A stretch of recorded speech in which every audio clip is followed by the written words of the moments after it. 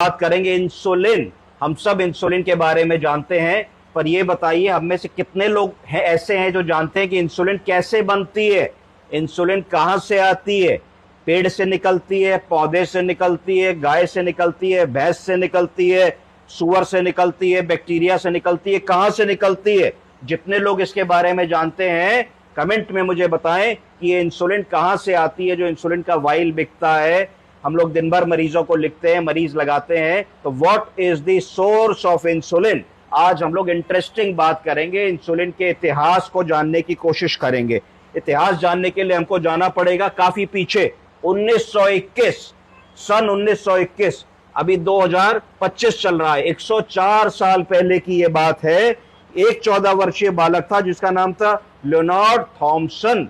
ये भर्ती था जापान के टोरंटो जनरल हॉस्पिटल में और लंबा इलाज चल रहा था। ये बिल्कुल ठीक नहीं हो रहा था, इसका वजन कम होता जा रहा था, ये सूखता जा रहा था, हर छोटा बड़ा इन्फेक्शन इसका ठीक नहीं हो रहा था। ये एक प्रभावशाली परिवार का बच्चा था, सब लोग बड़े परेशान थे कि क्या ऐसा कर दें कि इस बच्चे को बचाया जाए। पर उस समय 104 साल पहले की मेडिकल साइंस ने सारा जोर लगा दिया, जापान जैसा विकसित देश था, कुछ नहीं हो पाया।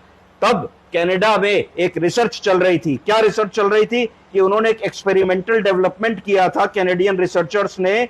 उन्होंने एक दवा बनाई थी। दवा कहां से निकली थी? वो निकली थी pancreatic fluid from the cows. गाय के पैंक्रियाटिक फ्लूइड को वो निकाल करके प्यूरिफाई करके एक औषधि बना रहे थे जिसका नाम तब तक इंसुलिन नहीं पड़ा था और तब तक डायबिटीज की भी सही खोज नहीं हुई थी। कुछ स्टडीज ये कहती हैं कि कुछ बहुत ही पुराने रिसर्चर्स थे जिन्होंने ये कहा था, तब यूरिन को टेस्ट करके देखा था कि भाई ये मीठा है तो इसका मतलब इस यूरिन में शुगर है, ये मीठा नहीं है तो इस यूरिन में शुगर नहीं है। तब पैथोलॉजी उतनी डेवलप्ड नहीं थी, तो ये था कि भाई जिसमें चीनी आ रही है उसमें रोग हो रहा है, जिसमें चीनी नहीं आ रही है ये रोग नहीं। इतना डिफरेंशिएशन हमको पता था।